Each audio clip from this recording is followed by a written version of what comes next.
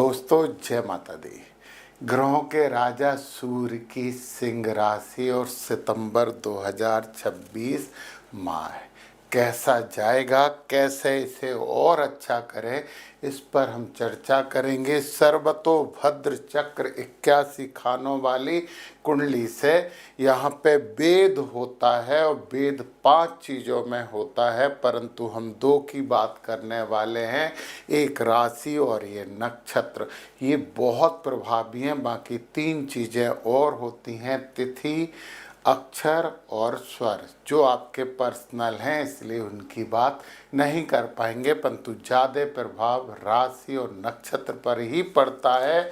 नवतारा चक्र से इस माह को पूरी तरीके से संतुलित करने की कोशिश करेंगे और फिर हम यहाँ पर ग्रह गोचरीय व्यवस्था भी समझेंगे।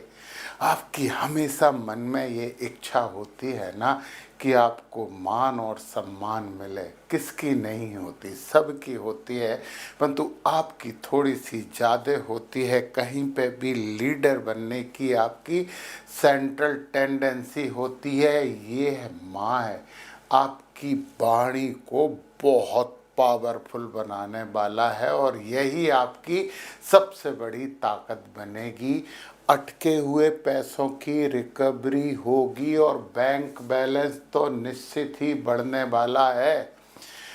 पारिवारिक जो कारोबार है उसमें थोड़ा हाथ बटाइए, बड़ा आर्थिक फायदा दिख रहा है। परिवार में आपका मान सम्मान बढ़ेगा।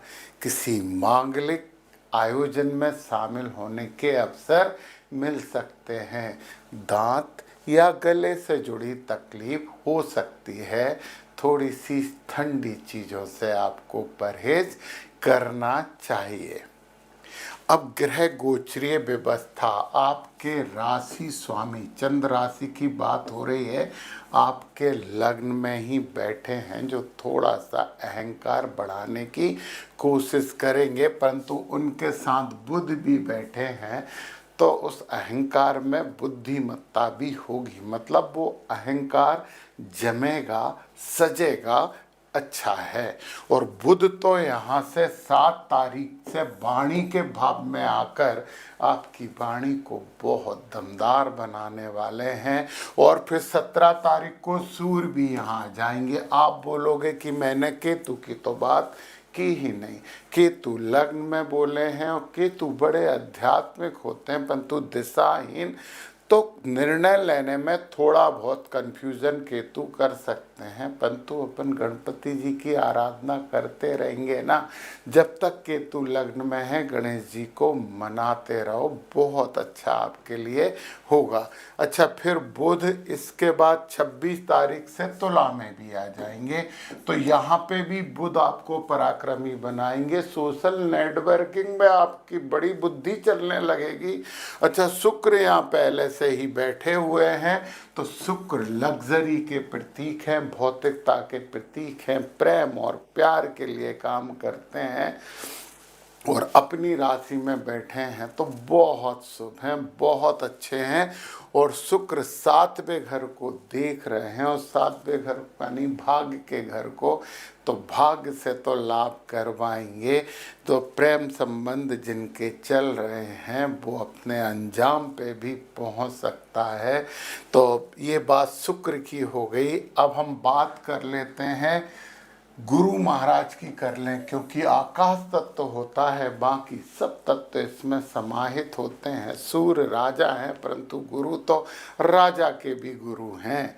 तो गुरु महाराज 12वें घर में बैठ के कुछ खर्चे अर्चे करवाने की बात कर रहे हैं, परंतु यदि वो सकारात्मक हों तो बहुत अच्छा होगा। अध्यात्म से जुड़ जाइए, धर्म से जुड़ जाइए, और मुझे लगता है कि कुछ अपने घर से दूर यात्राओं में भी आपको लाभ गुरु करवाएंगे। अब उन्होंने कहा 12वें गुरु बैठे, परंतु 1 2 3 4 5 तो खर्चा करवाने वाले हैं, और ये इनकी दृष्टि संपत्ति के भाव पर पड़ रही है। अमृतमयी दृष्टि है, वाहनों का भी भाव है, कुछ तो संपत्ति बढ़ सकती है आपकी। गुरु तो बहुत दिन तक हैं यहाँ हैं। फिर यहाँ से 7वीं दृष्टि जो डाल रहे हैं वो 10वें भाव पे डाल रहे हैं। हाँ, पेट की बीमारियों से भी बचना पड़ेगा आपको थोड़ा सा, क्योंकि गुरु की अमृतमयी दृष्टि है ना, थोड़ी सी शुगर वगर भी करवा देती है, परंतु इसके बावजूद सेवा से मेवा मिलेगा, ये गुरु कह रहे हैं। और नवम दृष्टि सबसे इम्पोर्टेंट है, वो डाल रहे हैं शनि महाराज पर। और शनि महाराज 8वें घर में दीर्घ जीवी बनाते हैं, हड्डियों संबंधी, नसों संबंधी थोड़ी सी प्रॉब्लम देते हैं, परंतु गुरु की राशि में, गुरु की ही दृष्टि में आ गई तो आपके तो आनंद हो गए। तो शनि तो गुरु बन गए, तो ये ढैया का प्रभाव भी आप पे न्यूनतम हो जाएगा। अब शनि बकरी भी चल रहे हैं, बकरी जब शनि चलते हैं तो पिछले घर का भी प्रभाव देते हैं। यहाँ पहले से राहु बैठे हैं, राहु और शनि, शनि वक्रत्व के कारण 7वें घर का प्रभाव देंगे, ये यथार्थ है, फैक्ट है, सच्चाई है। तो राहु और शनि 7वें घर में मिल जाएंगे तो फिर पार्टनर के साथ थोड़ा सा आपको सावधानी बरतते हुए रहना होगा, और ये काम आप कर लेंगे। राजा जो हो तो ये काम कर लीजिए, शिव जी की आराधना और देवी जी की आराधना करते रहिए, दोनों आप पे आशीर्वाद बनाएंगे और ये इस प्रभाव से हटाएंगे। शनि तीसरी दृष्टि डाल रहे हैं कर्म भाव पे, कर्म में लापरवाही तो आप वैसे भी नहीं बरतते हो, करिए, अच्छे कर्म करिए, शनि शुभ हो जाएंगे। 7वीं दृष्टि धन भाव पे है, तो मैंने कहा बैंक बैलेंस बढ़ेगा, थोड़ी सी देर लगेगी परंतु बढ़ेगा, परंतु वाणी पे नियंत्रण और परिवार से अच्छे संबंध। शनि महाराज 2 टिप्स दे रहे हैं आपको।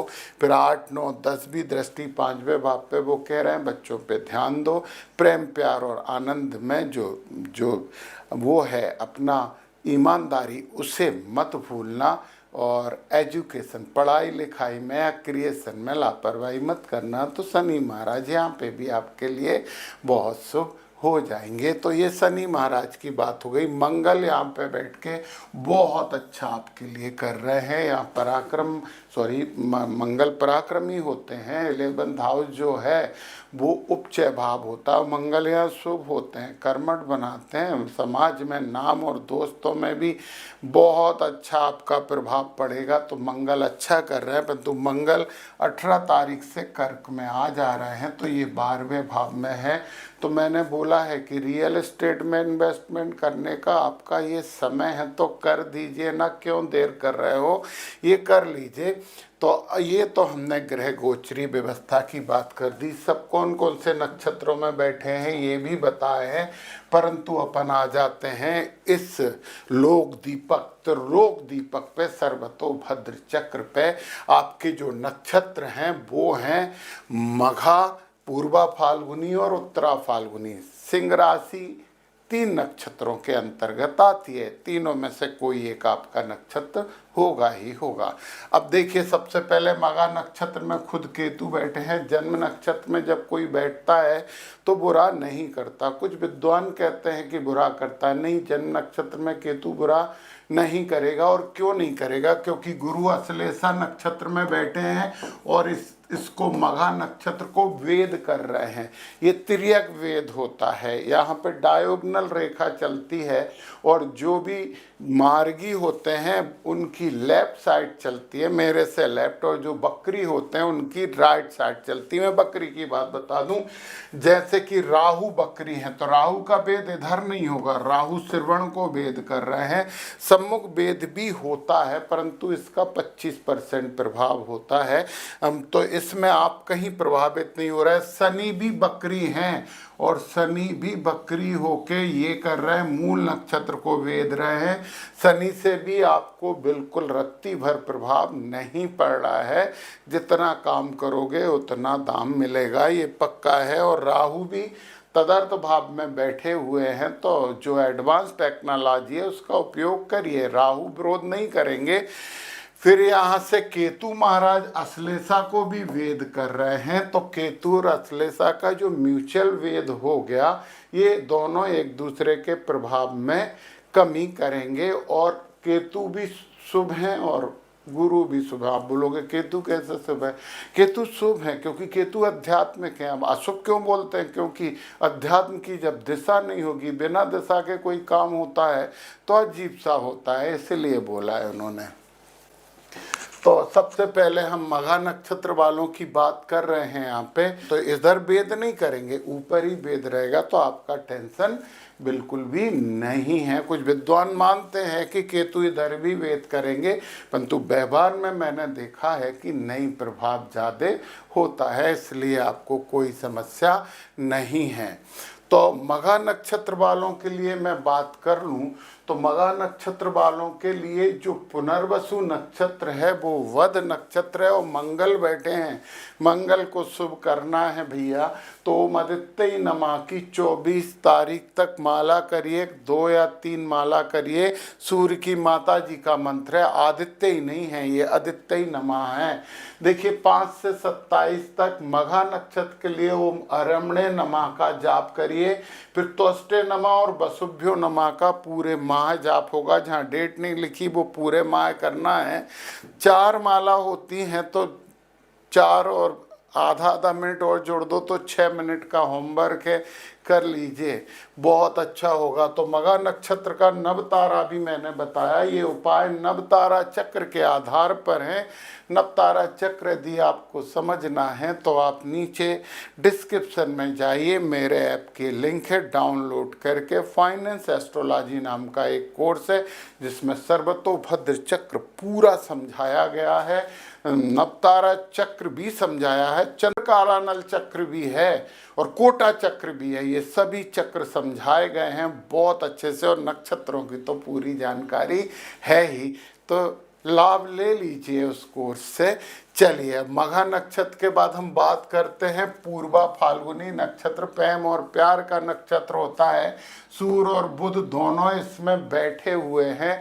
मैंने बोला जन्म नक्षत्र में सूर्य और बुध बैठे हैं तो कोई प्रॉब्लम नहीं है, और सूर्य और बुध भी यहाँ पे आपको कहीं से वेधित नहीं कर रहे हैं। यहाँ से भी सूर्य और बुध इधर से वेधित कर रहे हैं। हस्त में बैठ के सूर्य और बुध ये वेद कर रहे हैं, चित्रा में बैठ के ये वेद कर रहे हैं, स्वाति में शुक्र बैठ के ये वेद कर रहे हैं। मतलब आपके तीनों नक्षत्र और ये राशि कहीं वेदित नहीं हो रही है। अच्छा, बुरा वेद नहीं हो रहा तो बहुत अच्छी बात है, परंतु अच्छा वेद नहीं हो रहा तो ये थोड़ी कम अच्छी बात है, परंतु बात तो अच्छी है, ये बात तो आप समझ लीजिए। तो सीधी सी बात है, नवतारा चक्र से आपको कहीं वेद नहीं मिल रहा है। अब सर्वतोभद्र चक्र से, तो अब नवतारा चक्र के उपाय करने पड़ेंगे। पूर्वा फाल्गुनी नक्षत्र, अब यहाँ पे जो बृहस्पति नमा है 24 से करना है। क्यों? क्योंकि मंगल पुष्य नक्षत्र में बैठे हैं, ये आपको वेद नहीं कर रहे हैं। पूर्वा फाल्गुनी नक्षत्र को वेद कर रहे हैं मंगल, और पूर्वा फाल्गुनी नक्षत्र को मंगल यदि वेद कर रहे हैं और बद नक्षत्र में है तो नुकसान हो सकता है। उससे बचने के लिए हनुमान जी की आराधना करिए और आप करिए ओम बृहस्पति नमः, क्योंकि पुख नक्षत्र के देवता बृहस्पति हैं। पुख नक्षत्र ठीक होगा तो मंगल की आत्मा हो जाएगी, 24 तारीख के बाद तो मंगल ठीक हो जाएंगे, आपकी समस्याएं कम हो जाएंगी, पक्की बात है, ये मान लीजिए। अब यहाँ पे फिर इसके बाद जो अगली बात कर रहा है, ओम सवित्रे नमः 13 तारीख से करना है। सवित्रे नमः यहाँ पे हमारे लिए हस्त नक्षत्र हैं और सूर्य 13 तारीख से यहाँ पे आ रहे हैं, मतलब 27 तारीख तक यहाँ रहेंगे, 13 तक वहाँ हैं, 27 तक रहेंगे, और बुध यहाँ पे 13 से हैं। इसलिए मैंने बोला कि ओम सवित्रे नमः सूर्य भगवान का भी जाप आप कर लीजिए, बुध शुभ हो जाएंगे। ओम वायवे नमः स्वाति नक्षत्र का है। ये जो स्वाति नक्षत्र है ना, आपके लिए स्वाति नक्षत्र आपके लिए बनते हैं यहाँ पे प्रत्यरी, तो उनसे बचने के लिए आपको ओम वायवे नमः करना है। बस ये 3 उपाय और सब कुछ अच्छा, सब कुछ अच्छा नहीं, मन से उपाय करना। यहाँ पे व्यापारिक उपाय मत करना कि मैं आपको जब कर रहा हूँ आप मुझे लाभ दो। दुकानें नहीं हैं, सच्चे मन से करना और निश्चित ही बहुत सी समस्याएं आपकी कम हो जाएंगी।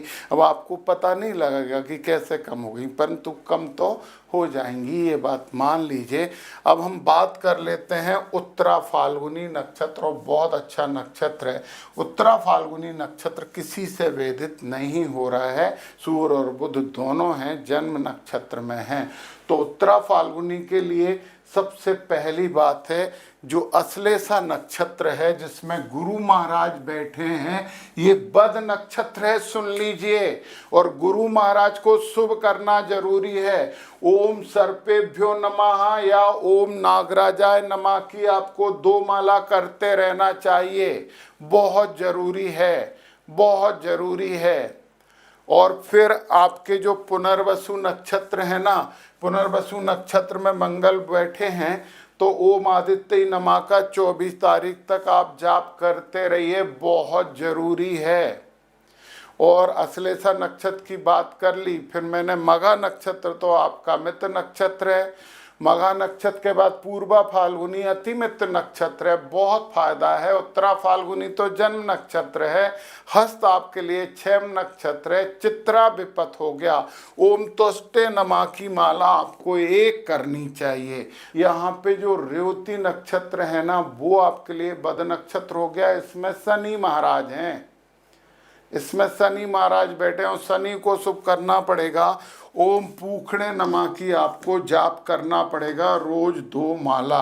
और वसुभ्यो नमः राहु के लिए, राहु धनिष्ठा नक्षत्र में है और ये विपत नक्षत्र है, तो आपके लिए थोड़ा होमवर्क ज़्यादा हो गया, क्योंकि अश्लेषा नक्षत्र और यहाँ पे बात करें तो रेवती नक्षत्र बद हो गए। इनकी 2-2 मालाएं आप करिए, बाकी इनकी 1-1 माला कर लीजिए, शुभता मिलेगी, अच्छा होगा। और दमदार लोग हो आप तो अच्छा तो होगा, ये तो पक्का है। जय माता दी।